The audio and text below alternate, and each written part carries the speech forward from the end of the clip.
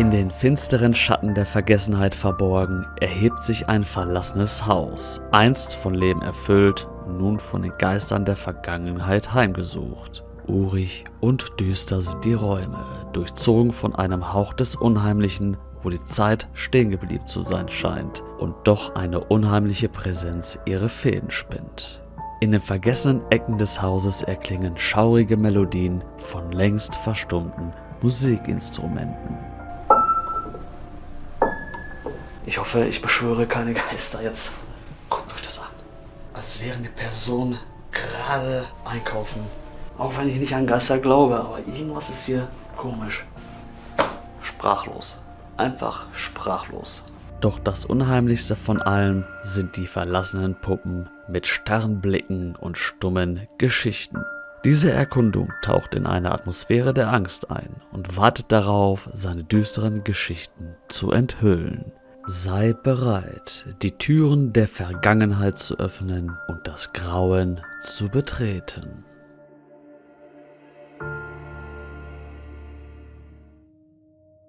Also Leute, das Ding ist wirklich komplett unberührt. Es ist komplett eingerichtet, komplett unberührt. Kein Vandalismus, als wenn man ein bisschen Staub wischt und sofort einziehen kann in diesem Haus.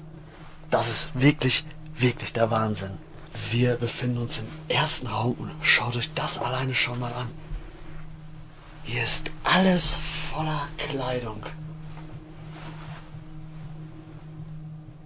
Im Schrank hängen Pelze, Mäntel, Jacken.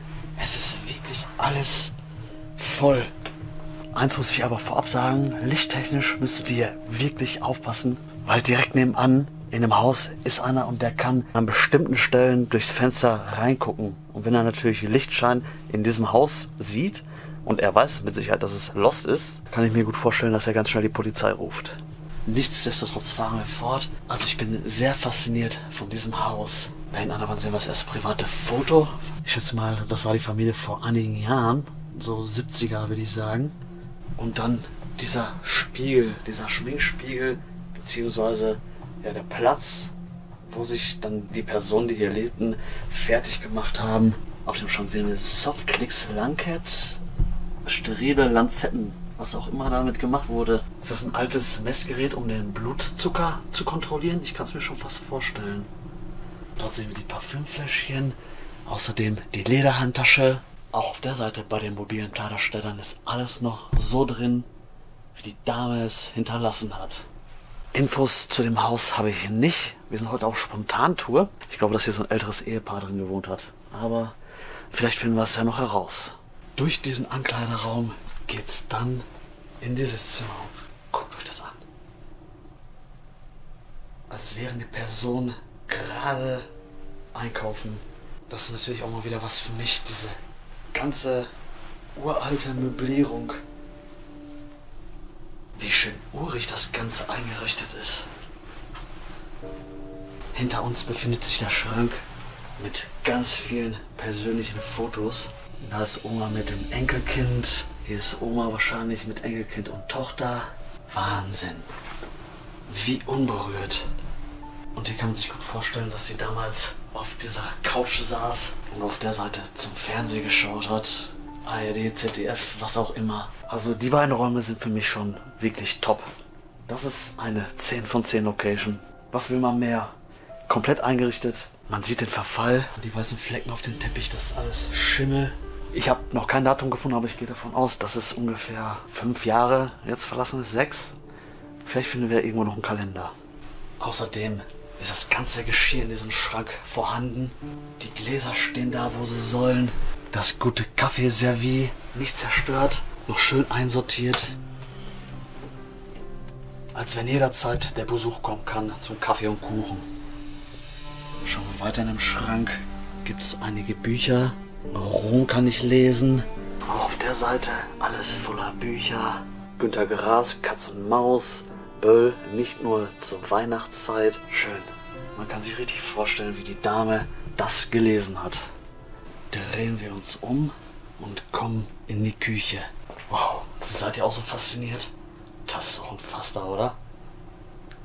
Was es hier alles noch zu sehen gibt, was hier alles noch drin steht.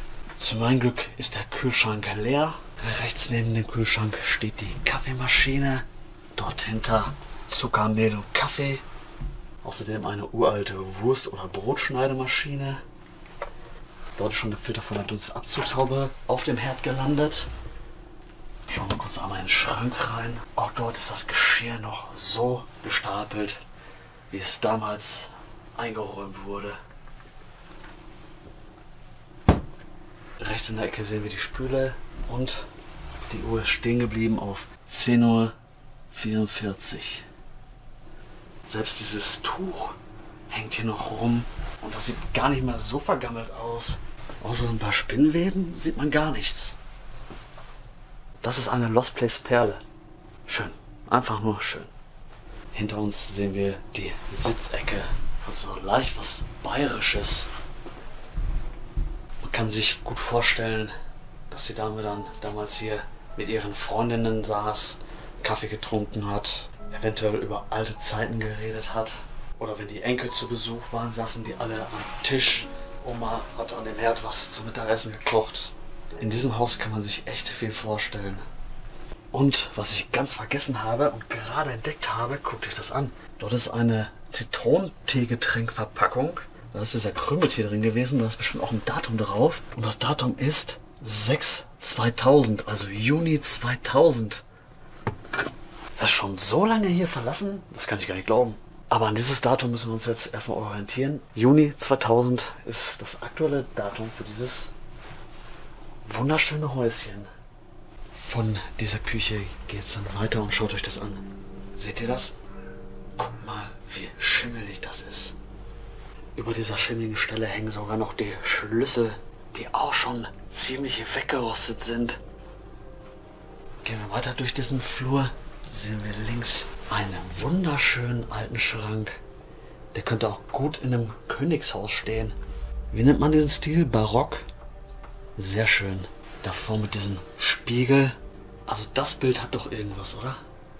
Auch schön mit der Lampe da oben, die aussehen wie Kerzenleuchter. Schick. Geschmack scheint die Dame gehabt zu haben. Und an den ganzen Spinnweben oben an der Decke kann man auch erkennen, dass es schon länger verlassen ist. Die Spinne hat schon ein bisschen Pilz angesetzt. Drehen wir uns um, geht's ins Badezimmer, in das kleine. Auch das schon voll mit Spinnweben. Und dort sehen wir die alte Badewanne. Und hier müssen wir echt vorsichtig sein mit dem Licht, habe ich gerade gesehen. Ich zeige es euch mal kurz. Ich weiß nicht, ob ihr es erkennen könnt. Aber da hinten brennt Licht. Und er kann halt direkt hier reingucken. Deswegen würde ich sagen, wir können uns das Badezimmer nicht mehr so angucken. Gehen wir erstmal weiter.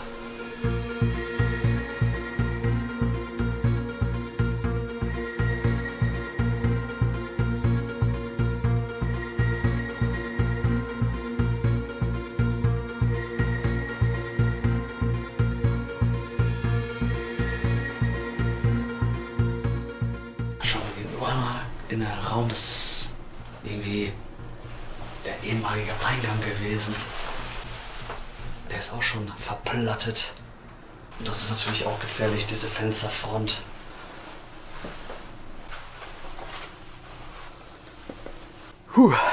Also, ich bin jetzt kurz in meine Küche zurückgegangen. Wir gehen jetzt nämlich durch den Keller ins nächste Gebäude. Und das sieht fast genauso aus wie hier. Also ihr könnt auf jeden Fall gespannt sein.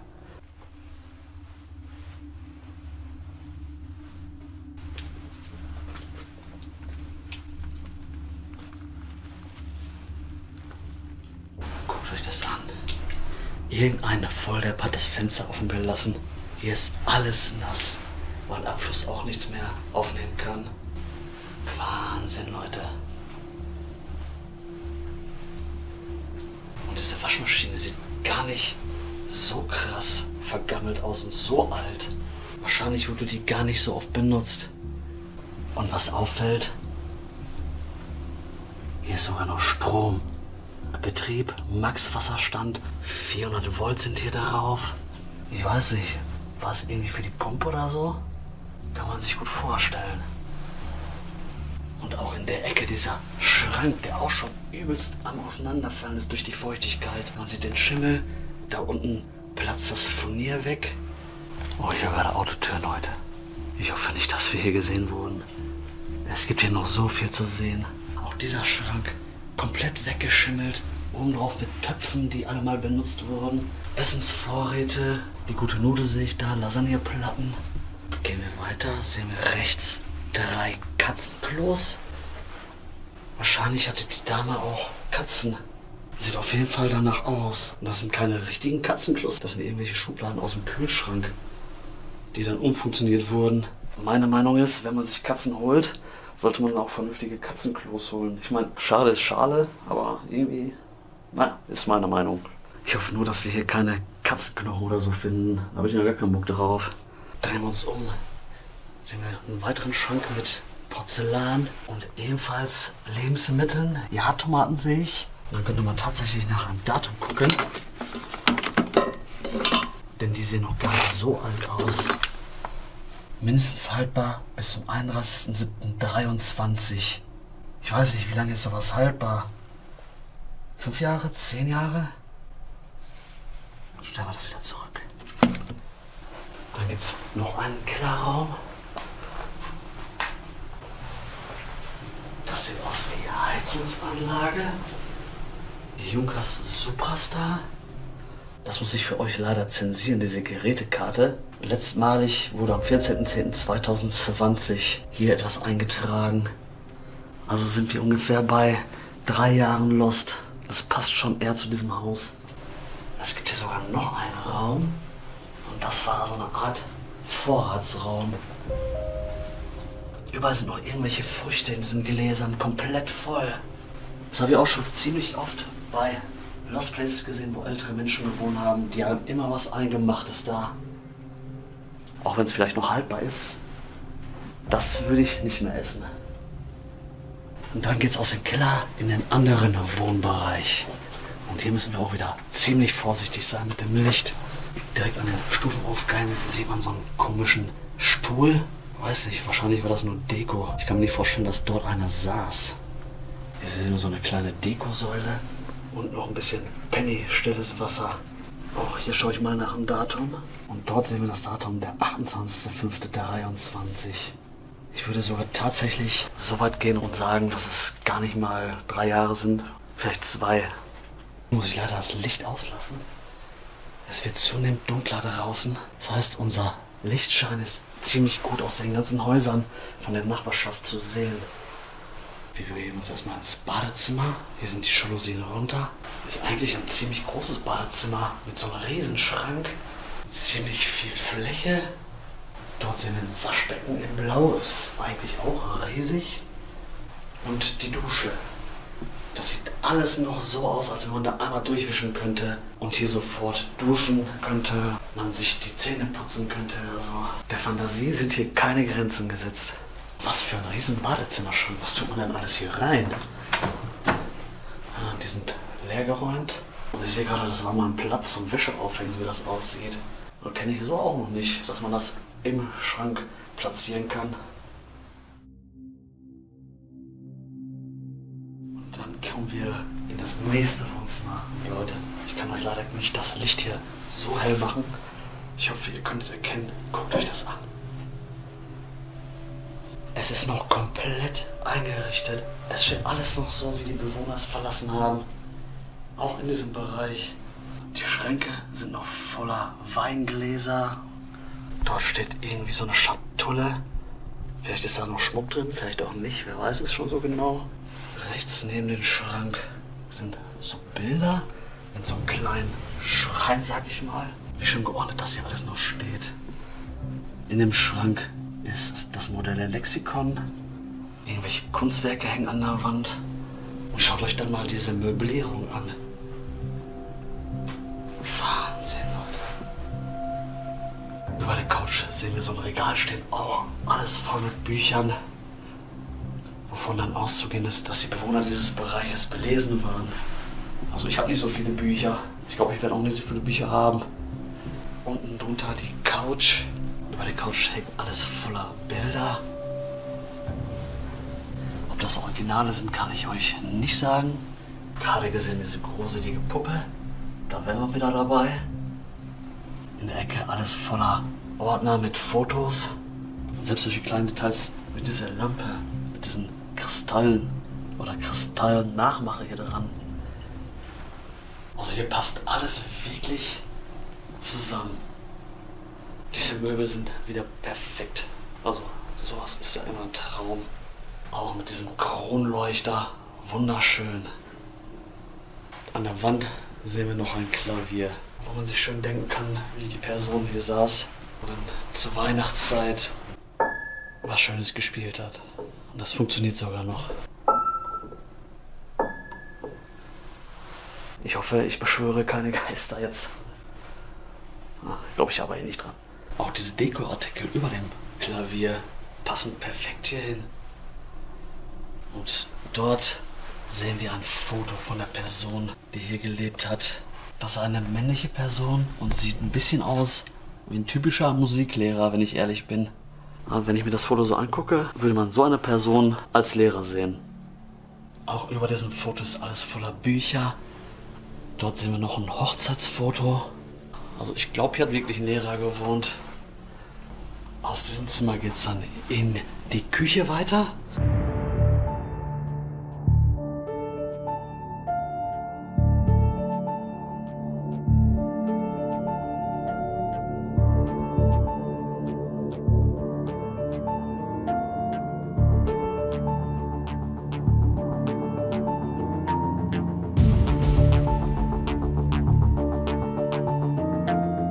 Wahnsinn, Leute. Wahnsinn. Wie schön eingerichtet das Ganze ist mit den ganzen Bildern an der Wand. Diese Stühle in Blau. Selbst dieser Kronleuchter passt ja alles perfekt rein. Auf den Küchenschränken sind alte vertrocknete Pflanzen, die schon ewig keiner mehr gegossen hat. Hier befinden sich noch Pötte mit Salz und Pfeffer und sowas. Auch in den Schränken ist alles noch eingeräumt. Dort stehen die Kaffeetassen, wo die Person das letzte Mal den Kaffee rausgetrunken hat. Schaut euch das an. Als wenn die Person gleich wiederkommen würde. In der Ecke sehen wir noch die ganzen Gewürze. Die Kochlöffel haben schon ein bisschen Muck angesetzt. Schauen wir weiter, ist dort der Kühlschrank. Oh, und den lassen wir lieber zu. Den machen wir gleich nochmal auf, wenn ich hier fertig bin. Selbst unten in den Schränken ist noch alles drin. Guckt euch das an. Es ist alles noch da. Sprachlos. Einfach sprachlos. In diesem Bereich das wunderschöne Geschirr aus Porzellan. Schön bemalt. Also das ist doch wirklich traumhaft. Auch dieser Servierwagen, wo man sich vorstellen könnte, dass die Rollen gequietscht haben, wenn der Herr das geschoben hat. Das Einzige, was ich noch ein bisschen vermisse, ist ein Kalender. Wirklich. Ich habe noch keinen gefunden. Und jetzt gucken wir kurz noch rein in den Kühlschrank, ob wir ein Datum sehen auf die Schnelle. Fleisch liegt da noch drin. Ich halte mich zurück. Aber ich möchte hier nicht anfassen. Datum sehe ich leider nicht. Boah, das stinkt.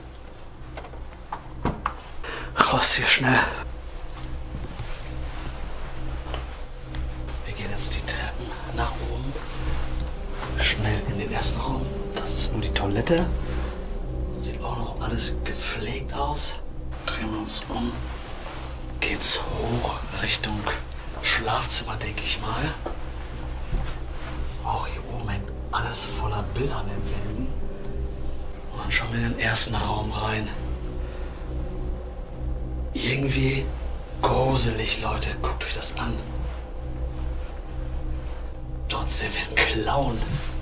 Eine Clownspuppe, die einfach hier so rumliegt. Die konnte sogar noch ihren Mund bewegen. Jetzt müsst ihr gleich mal Finger abbeißen. Hinter der Tür ist so ein kleines Regal, wo Figürchen gesammelt wurden. Inklusive Matruschka. Außerdem ist hier wieder so eine Puppe. Was ein gruseliger Raum, Leute. Auch diese Ecke. Und jetzt habe ich gerade Gänsehaut gekriegt. Also, warum? Wieso stellt man sich so eine Puppe hier rein? Und dann noch dieses Kreuz dazu. Also, irgendwie habe ich gerade so ein ganz komisches Gefühl in diesem Raum. Auch wenn ich nicht an Geister glaube, aber irgendwas ist hier komisch. Auch die Möblierung. wirklich, ich weiß nicht, bayerisch, irgendwie sowas in der Art. Auf jeden Fall nicht das, was hier in der Gegend gang und gäbe ist. Zu diesem Raum an diese komischen Bilder und den zum Bett passenden Schrank mit der Gitarre davor. Und selbst die ist noch fast unversehrt. 1, 2 Seiten sind gerissen, aber sonst Top-Zustand, würde ich sagen. Also ich gehe jetzt wirklich davon aus, dass in dem einen Bereich eine ältere Frau gewohnt hat und in diesem Bereich der Lehrer. Ich gehe zu 99% davon aus, dass er irgendwie ein Lehrer oder sowas war. Ein wirklich unheimlicher Raum. Schnell raus hier. Direkt in den nächsten Bereich. Und das ist das ehemalige Schlafzimmer. Was auffällt ist, die Matratzen fehlen. Das ist ja komisch. Auf dem Tisch steht ein Samsung Full HD Upscaling DVD Recorder und drüber so eine Freenet TV-Karte, die man in den Fernseher schieben konnte. Auch diese Wand ist voll mit irgendwelchen Bildern. Vor dem Bett lagen so Teppiche, so weiche, dass wenn man aufsteht, schön weiche Füße hat und warme Füße vor allem. Auf diesem Regal liegen auch Bücher. Wir haben wieder so eine Schatulle, so eine Herzschatulle. Und das Bett, wo der Herr wahrscheinlich geschlafen hat, ohne seine Frau. Ich weiß nicht, vielleicht haben sie sich damals nicht gut verstanden oder sowas. Wer weiß, was hier passiert ist. In der Ecke vom Bett sehen wir ein Nachttischschränkchen. Auch schön geschmückt mit so Kunstblumen und solchen Figürchen. Auf der anderen Seite sehen wir eine Lampe.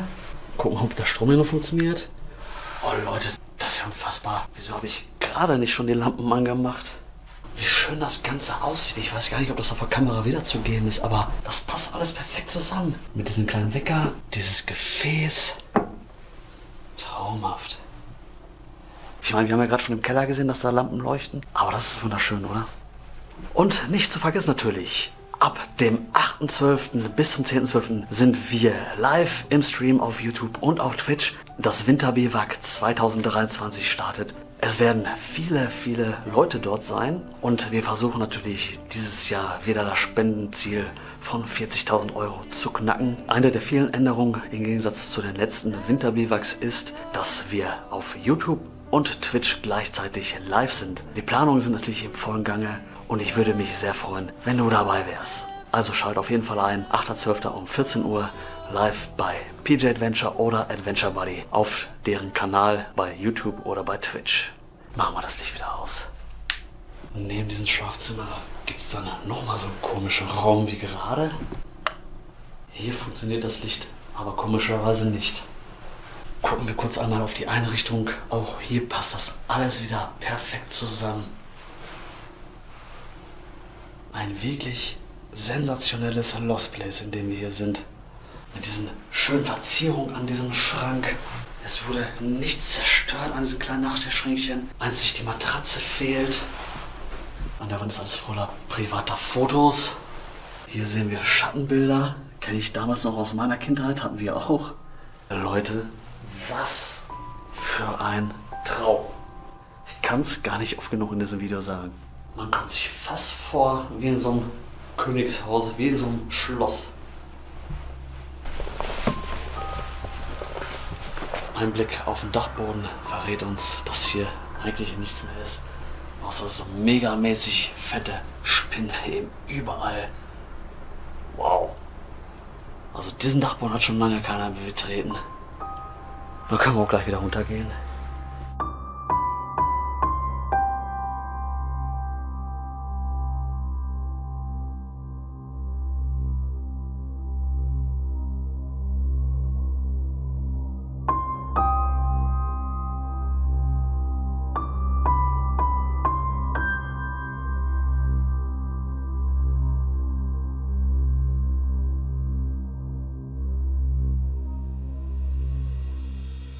Ja, Freunde, das war's mit diesem eindrucksvollen, sensationellen, verlassenen Haus. Ein endgültiges Datum haben wir leider nicht gefunden. Ich gehe mal jetzt von 2, 3 Jahren aus, also irgendwo zwischen 2020 und 2021, wo das hier verlassen wurde. Leider haben wir persönlich nicht viel gesehen, außer ein paar Fotos. Briefe habe ich jetzt auch nicht gefunden, um irgendeinen Hinweis darauf zu finden, was mit den Personen geschehen sein könnte, die hier gelebt haben. Wovon aber auszugehen ist, dass hier in diesem Bereich ein Mann gewohnt hat und in den anderen Bereich eine Frau. Vielleicht war das mal ein Ehepaar und haben sich dann nicht mehr so gut verstanden. Oder die hatten einfach Bock, beide getrennt zu leben. Man weiß es nicht. Und was wir auch herausfinden konnten, ist, dass der Herr sehr wahrscheinlich Musiklehrer oder sowas in der Art war. Mit dem Klavier da unten, mit den ganzen Büchern, mit seinem Foto, wo er definitiv aussieht wie ein Lehrer. Wirklich ein typischer Lehrer. Anders kann man das gar nicht erklären. Wenn euch dieses Video gefallen hat, lasst mir gerne einen Daumen da. Hier oben gibt es ein Abo. Da unten könnt ihr in meiner Playlist weitere spannende Lost Place Videos sehen. Ich würde sagen, wir sehen uns beim nächsten Video. Bis dahin, bleibt stabil.